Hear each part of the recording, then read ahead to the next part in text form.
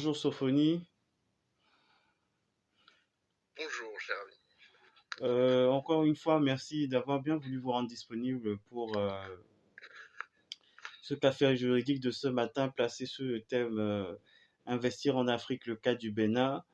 Alors pourquoi un café juridique sur ce thème-là? Tout simplement parce que quand on regarde les prévisions de croissance annuelles qui sont faites par les économistes ou même par les professionnels du droit et du chiffre concernant le Bénin, elles sont plutôt assez pertinentes parce que on parle, et vous me rassurez si je dis une bêtise, s'il vous plaît, ou vous me corrigez, elles sont de l'ordre des prévisions de croissance annuelle qui sont de l'ordre de 7%. C'est bien ça?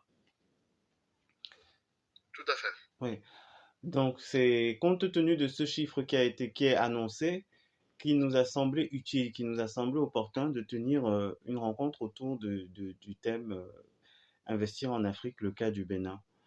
Alors, sans plus tarder, étant donné, compte tenu des délais qui nous sont impartis pour la rencontre de ce matin, nous allons embrayer avec la première préoccupation, qui est Monsieur Sophonie Jette-Koboudé. Alors, merci beaucoup de votre invitation. Je suis ravi de participer à ce café juridique. Alors, je m'appelle Sophonie Jette-Koboudé, je suis économiste et je suis le directeur général de l'Afrique des idées. L'Afrique des idées est un think tank indépendant euh, qui rassemble des femmes et des hommes africains ou amis de l'Afrique pour réfléchir sur des questions d'ordre économique, social, culturel liées au continent africain. Notre raison d'être est de faire des propositions, de mettre en débat des idées, des, des propositions pour faire réussir l'Afrique. Donc on essaie effectivement de participer au débat public et effectivement de passer des idées de réforme à des autorités et de travailler aussi avec le secteur privé. Donc on est aujourd'hui environ 200 membres. On a notre site internet l'Afrique des idées où on a plus de 2600 publications qui sont totalement consultables de façon libre et gratuite. Et puis, tout récemment, on était au Bénin pour laisser une note au ministre d'État, le ministre de l'économie et des finances du Bénin, pour moderniser l'économie béninoise, par exemple. Donc, c'est pour ça que je suis ravi d'être là ce matin pour parler effectivement de l'économie béninoise. Merci Sophonie. Vous vouliez rajouter quelque chose? Non, non. Ah, ok. Donc, merci Sophonie. Nous tenons également notamment à l'attention des personnes qui nous suivent, à nous excuser pour le deuxième copanéliste qui avait été annoncé, en l'occurrence Monsieur Théophile Kepnan, qui est Senior Legal and Tax Manager auprès du cabinet de conseil Tax Africa, qui était attendu sur le panel du café juridique de ce matin, mais qui malheureusement pour l'instant a encore du mal à se libérer pour nous retrouver. Et donc nous allons entamer néanmoins la rencontre avec Sophonie qui s'est rendue disponible. Alors la deuxième préoccupation, quelle est la deuxième préoccupation de ce matin? C'est l'un des arguments pour promouvoir l'investissement au Bénin est la situation géographique de ce pays d'Afrique francophone qui lui garantit une appartenance à l'UMOA et à la CEDEAO. Partagez-vous ce point de vue? Absolument. Je pense qu'il est important de rappeler que le Bénin bénéficie euh, d'aménités naturelles, d'une géographie qui lui permet effectivement d'être un pays stratégique dans la sous-région. Euh, Son accès à la mer est très important, par exemple, pour irriguer les pays n'ayant pas accès à la mer, je veux dire le Niderlande, le Burkina, le Niger, etc. Donc oui, le Bénin, de par sa géographie, est un pays très important dans la sous-région. Après, je pense qu'il faut aller au-delà. Le Bénin ne doit pas se résumer à sa géographie, parce que c'est d'abord une économie en bonne santé, j'ai envie de dire. La question qui nous préoccupe aujourd'hui, c'est quand même l'idée d'aller investir en Afrique en général, mais au Bénin en particulier. Tout à fait. Si vous voulez, pour investir dans une économie, il faut que celle-ci soit en bonne santé. Alors, vous allez me dire, qu'est-ce qu'une économie en bonne santé? Au fond, qu'est-ce qu'on veut dire par là? C'est assez simple. Une économie en bonne santé, une économie est en bonne santé si elle est stable sur le plan macroéconomique. De manière générale, la stabilité macroéconomique, c'est la situation où l'économie connaît une croissance régulière et durable, où l'inflation est maîtrisée et où le système financier est sain. Donc, c'est une situation où l'économie résiste au choc et il est peu probable qu'elle se liquide face à une crise. On l'a vu par exemple pendant la crise Covid. Pendant la crise Covid, l'Afrique était en récession. C'était une première pendant plus de 15 ans. Mais le Bénin a fait une croissance positive. Non seulement elle a fait une croissance positive, mais elle a fait une croissance de 3,8%. Okay. Pendant que plusieurs pays faisaient des croissances négatives, étaient en récession.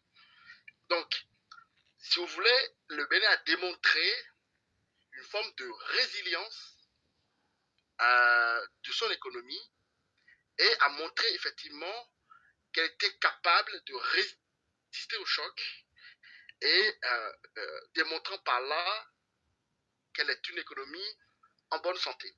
Donc, quand on veut investir dans un pays, la première préoccupation d'un investisseur, c'est d'abord le cadre général. Avant même de parler du cadre sectoriel, c'est-à-dire le secteur dans lequel on va investir, c'est d'abord le cadre général. Quelle est la santé macroéconomique de l'environnement dans lequel je veux investir, notamment dans notre cas ici, le Bénin. Et je continue de dire que le Bénin, a des perspectives de croissance absolument phénoménales. C'est quand même plus simple d'investir dans une économie qui est en croissance que dans une économie qui est en récession. Tout à fait. Vous l'avez dit, vous l'avez rappelé, le Bénin fait au fond entre 6 et 7% de croissance depuis à peu près ces 10 dernières années. Le Bénin fait entre 5,5 et 7% de croissance. Si vous voulez, ce pays figure parmi les 10 économies à la croissance la plus rapide au monde. Donc, s'il y a bien un pays qu'il faut considérer aujourd'hui quand on est investisseur et quand on veut diversifier sa production spatialement, le Bénin est à considérer. L'autre point fondamental, c'est le fait que non seulement aujourd'hui, la croissance est bonne, elle est durable, elle est résiliente face au choc, mais en plus les perspectives de croissance sont bonnes. C'est-à-dire, aujourd'hui l'économie est saine, mais en plus en termes de perspectives, et c'est quand même ce qui est important pour un investisseur, un entrepreneur, qui se projette, la perspective est positive.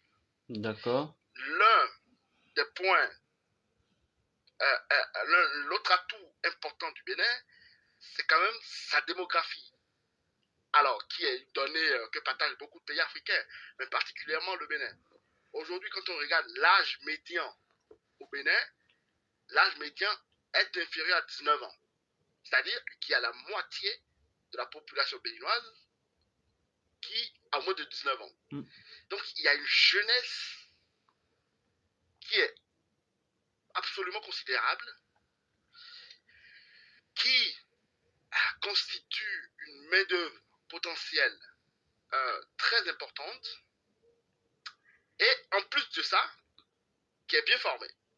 Parce que quand on regarde, je ne vais pas rappeler que pendant longtemps, le Bénin a été considéré comme le quartier latin de l'Afrique, euh, parce qu'il y a une tradition de bonne formation au Bénin. Euh,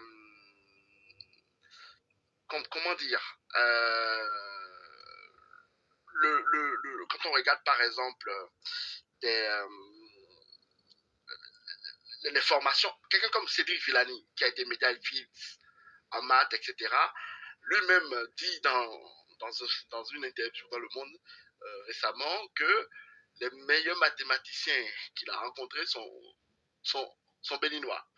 Donc il y a une tradition euh, de la science au Bénin qui est effectivement phénoménale. Et ça compte pour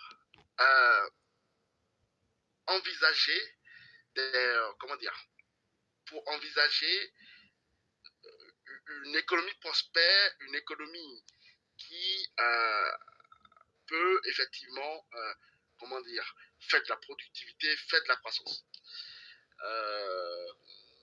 On peut continuer comme ça. Ce qu'il faut comprendre, c'est que le Bénin est sur une tendance. D'accord. Ça, c'est ce que je veux qu'on retienne. Le Bénin est sur une tendance qui est très bonne, qui est très forte et qui est très soutenue, stable et durable.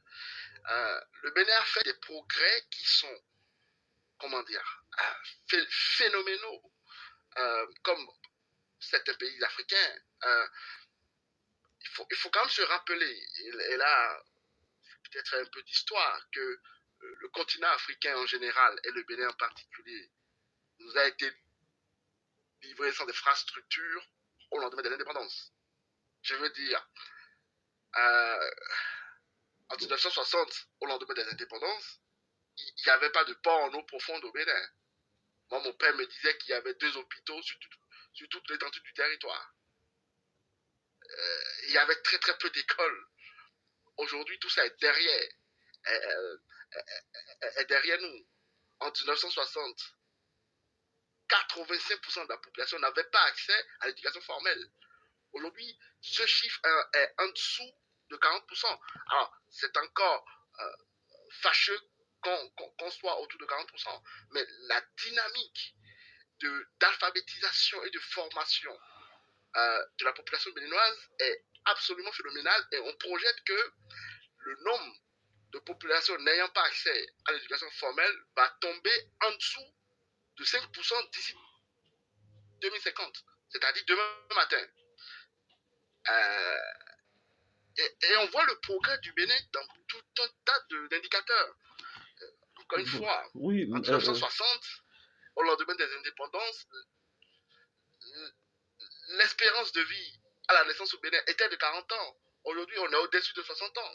Donc, si vous voulez investir dans un pays, c'est quand même de savoir qu'on a une population formée, un cadre macroéconomique efficace et dynamique, une croissance soutenue, et un pays qui est en bonne dynamique. Et le Bénin l'est. d'accord, c'est noté, merci Sophonie. Dans tout ce que vous venez de nous présenter comme éléments, nous relevons qu'il y a certains éléments qui avaient trait à la troisième préoccupation, mais nous allons quand même entamer cette préoccupation-là, à savoir les avantages douaniers et fiscaux offerts par la zone franche industrielle et ainsi que les réformes incitatives visant à améliorer le climat des affaires figurent également en première ligne des arguments mis en avant pour favoriser l'investissement au Bénin. Quel regard portez-vous sur ces deux éléments? Alors, tout ça, je vous rejoins en disant que tout ça est positif. Il faut quand même, comment dire que quelque chose a commencé à changer depuis 2016, avec l'arrivée du, du nouveau régime en place. Quand vous regardez, c'est important pour expliquer pourquoi on a ces réformes dont vous parlez. Euh,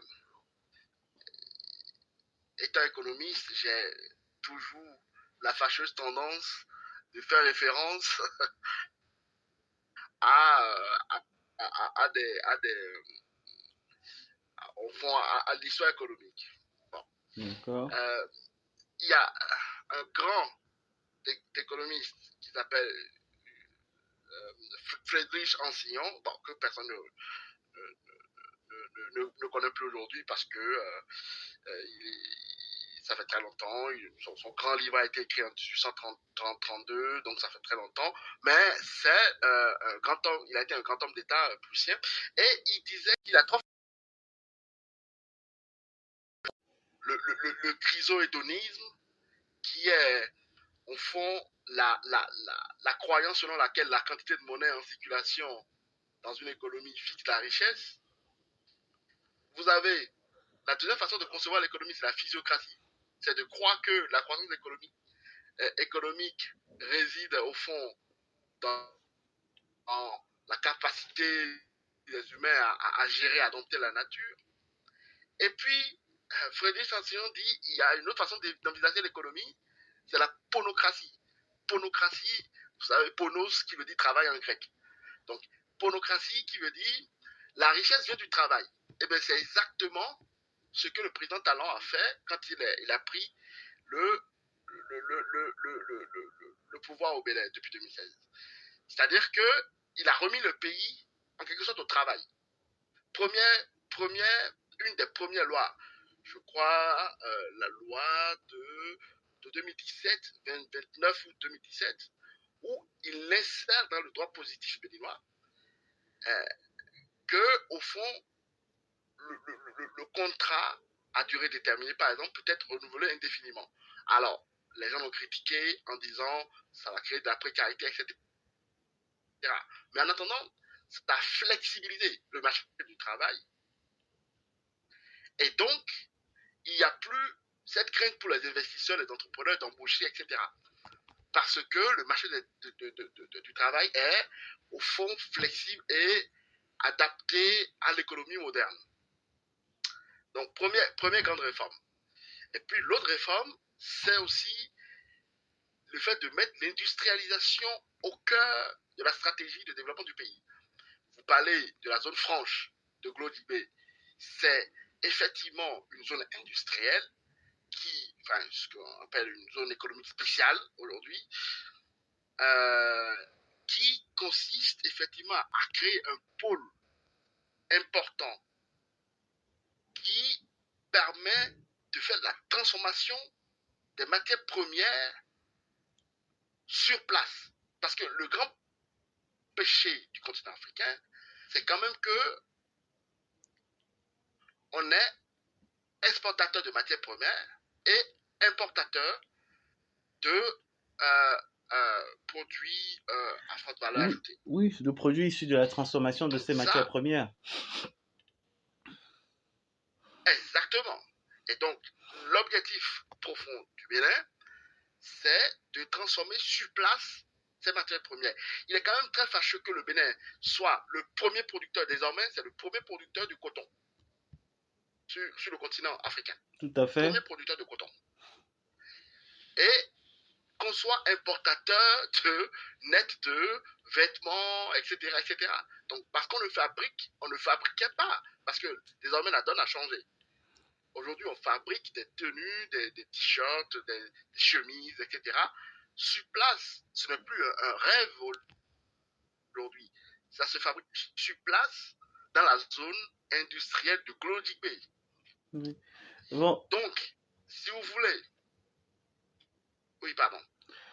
En fait, je sais pas pour vous interrompre, en fait, c'est juste pour pouvoir continuer quand même à développer par rapport aux questions que nous avons prévu d'aborder avec vous, bien entendu avec votre permission. Hein. s'il vous plaît.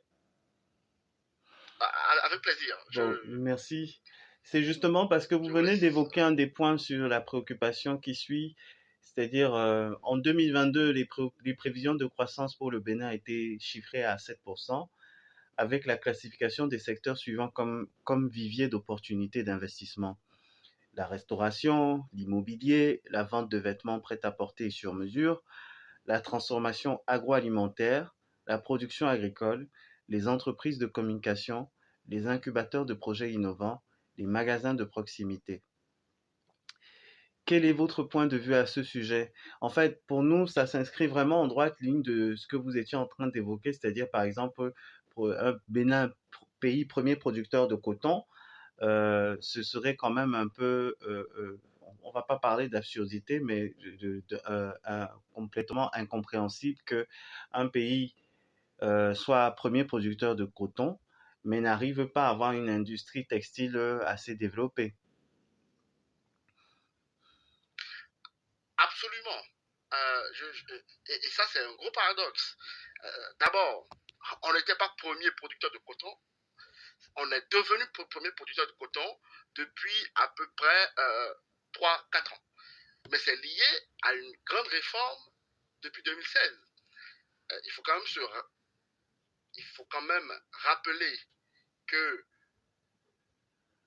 la production de coton au Bénin est passée de 200 000 tonnes en 2016 à quasiment 700 000 tonnes aujourd'hui.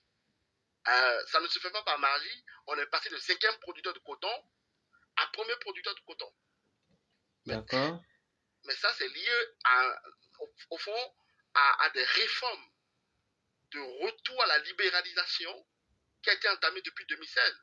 En quelque sorte, on a sorti, depuis 2016, on a sorti l'état du jeu de production en rendant la gestion de la filière de coton au Bénin à l'association interprofessionnelle du coton, l'AIC, Mhm. qui est composée de tous les intervenants de la filière, etc. etc.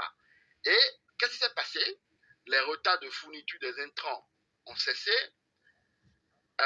On a une production qui devient effectivement efficace et on a un rendement optimal. Donc, d'abord, une grande réforme pour passer de cinquième producteur à premier producteur de coton. Et deuxième étage de la fusée, si je puis dire, transformer cette quantité de production de coton. Et donc, transformer cette quantité, ça revient effectivement à avoir une stratégie d'industrialisation qui est, comment dire, manifestée, qui est mise en œuvre par l'installation de la zone économique spéciale. Et aujourd'hui, j'ai envie de dire, si vous voulez faire de l'agroalimentaire, de la transformation de produits agricoles, vous voulez faire de l'industrie textile, vous voulez faire de, de l'industrie liée à la transformation, à des transformations diverses et variées, clairement, ça serait dommage de ne pas envisager s'implanter dans la zone économique spéciale de Glotibé que le Bénin a mise en place. Donc, moi, je fais un appel vibrant à à tous les investisseurs africains et même internationaux. Envisagez de vous installer au Bénin parce que ce pays a posé les jalons pour être un des géants de la sous-région dans les prochaines années. Donc, c'est le moment. Euh, le problème, c'est que les places vont être prises assez rapidement. Tout Donc, à fait. il faut vraiment envisager, comment dire,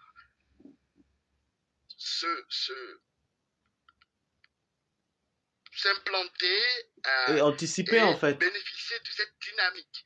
D'autant plus que, exactement, d'autant plus qu'aujourd'hui, vous avez un guichet unique pour les investisseurs au Bénin. avec notamment l'agence pour la promotion de l'investissement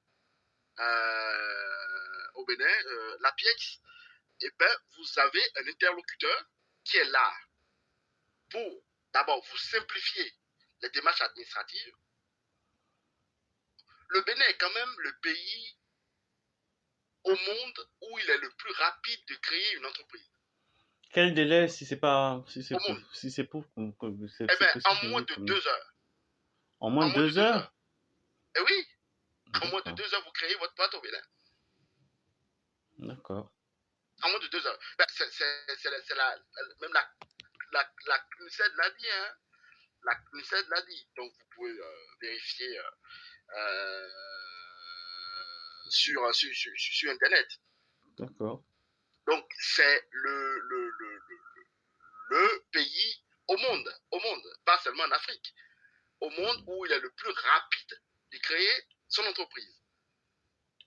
Donc, c'est-à-dire qu'il y a une Et pour la création, simplification, il y a une dynamique de simplification. d'accord. Pardon. Et pour la création d'entreprises, s'il vous plaît, est-ce que ce sont des entreprises créées avec un capital ou sans capital? Parce qu'il y a des pays, par exemple, qui accordent la facilité de créer, je prends l'exemple d'un pays comme le Sénégal, où une entreprise peut être créée, une SARL peut être créée, mais sans forcément avoir, sans qu'il soit nécessaire d'avoir un capital social. Oui, oui. Totalement. Il y a effectivement des formes juridiques d'entreprise où il n'est pas nécessaire d'avoir un capital D'accord. euh, pour créer la boîte avec cette forme juridique-là au Bénin. Je crois qu'une SARL individuelle, il n'y a pas besoin de capital de départ. D'accord. Donc il y a effectivement des formes juridiques qui permettent effectivement de ne pas, qui ne nécessitent pas un capital de départ pour voir le jour. D'accord. Donc voilà, vous avez aujourd'hui une espèce d'architecture de simplification des processus qui est absolument phénoménale. Donc cette grande crainte des investisseurs qui disent oulala, l'Afrique, pour créer sa boîte, euh, ça, prend, ça prend 30 jours, il faut, euh, il faut aller graisser des pattes dans des bureaux, il faut, enfin, il y a 50 000 interlocuteurs, tout ça c'est de l'histoire ancienne. Oui, ce Ça sont des n'existe plus lourdeurs au Bénin. dépassées. Vous avez une plateforme, tout se fait en ligne. Il y a, totalement dépassé. Il y a même plus de support papier. Tout est automatisé. Vous avez une plateforme et en 2 heures, 2h30, vous avez euh, la boîte qui est créée, vos documents qui sont enregistrés et, euh, et, euh, votre activité qui peut tout à fait démarrer. Ça a été une grande réforme, d'ailleurs, qui a été reconnue et, comment dire, applaudie, félicitée par toutes les institutions de développement du monde. D'accord. Donc, le Bénin est en train, comme ça, de créer des, comment dire, une, des éléments de base essentiels pour avoir une économie solide et qui permet effectivement à l'entrepreneur d'avoir une vie facile, si je puis dire. D'accord. Merci Sophonie pour ces éléments d'éclairage concernant cette quatrième préoccupation. Nous allons enchaîner avec la préoccupation suivante. En l'occurrence, la position géographique du Bénin lui permet d'être doté d'un port compétitif qui dessert les territoires de l'Hinterland, c'est-à-dire Niger, Burkina Faso, Tchad, etc. Cette position stratégique présentée comme un atout au cours de la dernière édition du Forum africain des ports fait du Bénin un accélérateur des échanges économiques et par extension du développement, mais lui confère également un rôle déterminant dans la préservation de la paix. Quel est votre point de vue à ce sujet? Ben, si vous voulez, je souscris à à tout ce que vous venez de dire. La position géographique effectivement du Bénin lui permet de, donc, ayant accès à la mer, d'avoir un port qui est assez efficace. Le port du Bénin, c'est le poumon de l'économie béninoise. Si vous voulez quelques chiffres, on a plus de 10 millions de tonnes de fret qui, qui circulent et que draine le port autonome de Cotonou. C'est le troisième port de l'Afrique de l'Ouest. D'accord. C'est quand même très très important. C'est un port qui engendre, qui participe à 60% du PIB du pays et qui contribue à plus de 40% des recettes fiscales. D'accord. Et donc, c'est absolument fondamental. Ce port n'est pas qu'un port pour le Bénin, c'est un port effectivement qui permet de desservir aussi les pays de l'Interland, comme vous l'avez dit. Le Mali, le Burkina Faso, le Tchad, le Niger. C'est le premier port de transit du Niger, qui est un pays, comme vous le savez, totalement enclavé, etc. Par exemple, pour l'exportation de l'uranium, par exemple, qui est extrait au Niger, et bien, ça passe par le port le port de Cotonou. Donc le Bénin, non seulement est un pays dont la géographie lui permet d'avoir un port euh,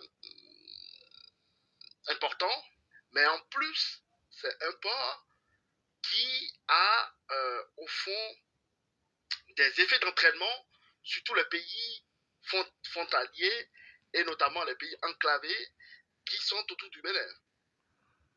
D'accord. Merci également pour ces éléments de réponse.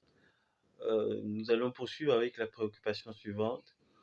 Selon le rapport 2021 de la CNUSET, que vous avez évoqué d'ailleurs tout à l'heure, donc selon le rapport 2021 de la CNUSET sur l'investissement dans le monde, les flux d'IDE, c'est-à-dire d'investissement direct étranger, vers les pays d'Afrique, n'ont augmenté que modérément depuis la pandémie. Comment expliquez-vous cela? Ben, c'est une très bonne question. Je me suis toujours posé la question de pourquoi l'Afrique en général euh, et le Bénin en particulier alors draine des IDE qui sont considérables, mais n'arrive pas effectivement à faire des bons colossaux. Et je pense que c'est une question liée à ce que j'appelle une sorte de chemin de dépendance mentale. Alors, qu'est-ce que, qu'est-ce que j'appelle chemin de dépendance mentale? Je pense qu'il y a pour, pour le monde occidental et même pour le reste du monde, j'ai envie de dire, il y a une sorte, et je ne sais pas l'expliquer d'ailleurs, il y a une sorte d'arrêt sur image sur l'Afrique il y a 60 ans, quoi. C'est-à-dire que on continue de penser que l'Afrique, au fond, c'est un endroit, le Bénin, c'est un endroit où les gens crèvent de faim. Une conception paternaliste ou alors l'idée voilà. Voilà. Voilà, c'est exactement une conception au fond que il ne règne au Bénin que que de la famine et des maladies, ce qui n'est pas vrai du tout. C'est-à-dire que je pense qu'il y a une question de narratif. Et d'ailleurs, je pense que ce café juridique permet justement, offre une plateforme pour oui, redéfinir le narratif. un discours différent. Absolument, absolument. Donc je pense que ces initiatives permettent effectivement d'infuser dans l'imaginaire collectif une idée plus réaliste de la situation des pays africains et notamment du Bénin. Je crois que cette situation va changer dans les prochaines années au fur et à mesure que, au fond, le reste du monde aura une vision plus réaliste. Il ne s'agit pas d'être dans des chimères. Il s'agit de voir le réel. Le réel au Bénin, c'est un pays qui fait une croissance durable, soutenue depuis 10 ans. Même quand le monde était en récession, le Bénin avait une croissance positive, donc une résilience de l'économie absolument fondamentale. Aujourd'hui, le monde connaît une inflation phénoménale. Le Bénin, l'inflation y est totalement raisonnable. Totalement raisonnable. Aujourd'hui, l'inflation au Bénin est autour de 3%. D'accord. Pendant que dans le monde occidental, on est sur des chiffres, on est sur des taux à 2 chiffres. Donc, si vous voulez, on a une dette publique, des finances publiques qui sont bien tenues. On a la dette publique au Bénin rapportée au PIB est inférieure à 50%. Donc, on n'a pas un État en faillite. D'accord. Donc si vous voulez, il y a quand même des réalités objectives. Oui, des indices d'une bonne santé économique. Absolument, mais qui sont totalement bypassés dans l'esprit de beaucoup de gens, notamment du reste du monde, qui continuent à croire que, au fond, il ne s'y passe rien. Donc, pour moi, il y a une forme d'arrêt sur image d'un Bénin qui date de 60 ans et qui n'est plus du tout le Bénin d'aujourd'hui. Et c'est pour ça, je crois fondamentalement que les flux d'investissement, les investissements directs étrangers vont connaître de bons absolument considérables dans les prochaines années. Parce que la vertu de la globalisation, quand même, c'est que le capital va toujours là où il peut être fructifié. Et quand les gens comprendront que, eh ben, il est possible que qu'au Bénin, leur capital soit fructifié, eh ben, ils iront mettre le capital là-bas. Moi qui suis chrétien, je me rappelle de la parabole des talents, où le maître vient et donne des talents à des serviteurs, et il y a deux des serviteurs qui, effectivement, ont fructifié ces talents, et le maître qui revient et qui dit, eh bien voilà, il félicite les deux serviteurs et traite de serviteurs mauvais, de serviteur qui n'a pas fructifié son talent, de mauvais serviteur. Parce que le capital, pour, comment dire, être, pour durer et pour, au fond, s'accumuler, a besoin d'être fructifié. Donc, le capital ira toujours là où il peut être fructifié.